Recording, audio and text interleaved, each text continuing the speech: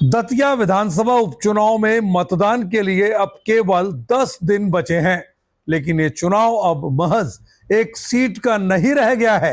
ये मध्य प्रदेश की भाजपा सरकार की राजनीतिक साख, संगठन की एकजुटता और विपक्ष की ताकत की भी परीक्षा बन चुका है। सबसे पहले बात भाजपा की। भाजपा ने पूर्व गृह मंत्री डॉक्टर नरोत्तम मिश्रा की जगह आशुतोष तिवारी को उम्मीदवार बनाकर बड़ा राजनीतिक संदेश दिया, लेकिन टिकट घोषणा के बाद पार्टी के भीतर भारी नाराजगी सामने आई।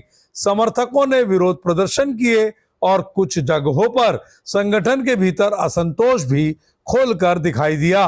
बाद में मुख्यमंत्री डॉक्टर मोहन यादव, प्रदेश नेतृत्व और स्वयं डॉक्टर नरोत्तम मिश्रा ने मंच साझा कर कार्यकर्ताओं को एकजुट रहने के संदेश दिए। नरोत्तम मिश्रा ने सार्वजनिक रूप से कहा वे भाजपा प्रत्याशी को जिताने के लिए पूरी ताकत लगाएंगे।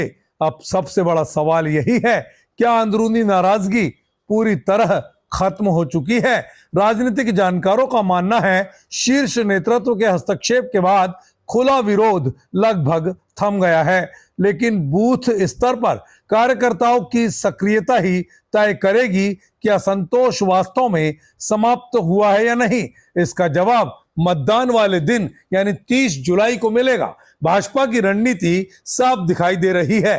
पार्टी का पूरा फोकस बूथ मैनेजमेंट, पन्ना प्रमुख, लाभार्थी संपर्क और संगठन आधारित चुनाव पर है। मुख्यमंत्री, प्रदेश अध्यक्ष और वरिष्ठ नेताओं के लगातार दौरे इसी रणनीति का अहम हिस्सा है। भाजपा कोशिश कर रही है कि चुनाव को स्थानीय उम्मीदवार से ज्यादा संगठन की ताकत और सरकार के विकास कार्यों पर केंद्रित रखा जाए। अब कांग्रेस की बात। कांग्रेस इस चुनाव को भाजपा की अंदरूनी कलह के खिलाफ जनमत बनाने की कोशिश कर रही है। पार्टी का जोर स्थानीय मुद्दों, महंगाई, बेरोजगारी, किसानों की समस्याओं और टिकट वितरण से नाराज भाजपा कार्यकर्ताओं को अपने पक्ष में लाने पर है। पार्टी से नाराज चल रहे वरिष्ठ नेता अवधेश नायक ने भी कांग्रेस प्रत्याशी के समर्थन की घोषणा कर संगठन को मजबूती देने का प्रयास किया है। लेकिन इस चुनाव का तीसरा और सबसे रोचक पहलू है आजाद समाज पार्टी काशीराम की विचारधारा का दावा करने वाली पार्टी के प्रत्याशी दामोदर यादव लगातार दलित, पिछड़े और युवा मतदाताओं के बीच अपनी अलग पहचान बनाने की कोशिश कर रहे हैं। उनका चुनाव प्रचार पारंपरिक दलों के खिलाफ आक्रामक तेवरों के साथ जारी है। सबसे बड़ा सवाल, क्या दामोदर यादव कांग्रेस के वोट काटेंगे या भाजपा का नुकसान करेंगे?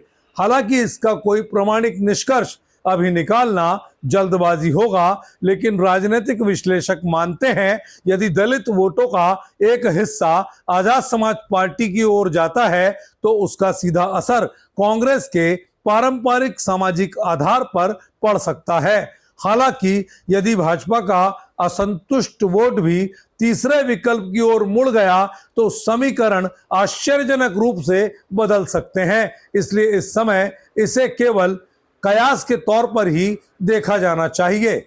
जातीय समीकरण की बात करें तो दतिया में ब्राह्मण, जाटव, यादव, कुशवाहा, ठाकुर, वैश्य और अन्य पिछड़ा वर्ग सभी निर्णायक भूमिका निभाते हैं।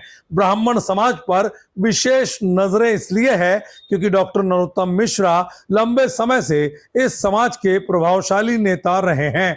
अब भाजपा के सामने चुनौती है कि उनके समर्थक पूरी ताकत से नए उम्मीदवार के लिए मतदान कराएं।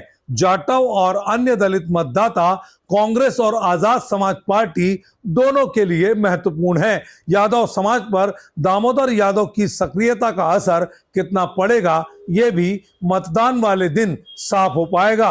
कुशवाहा और अन्य ओबीसी वर्ग पर भाजपा और कांग्रेस दोनों बराबरी से फोकस कर रहे हैं। इस चुनाव की सबसे बड़ी खासियत यही है कि यहां केवल उम्मीदवार नहीं बल्कि संगठन बनाम सामाजिक समीकरण की लड़ाई सामने दिख रही है।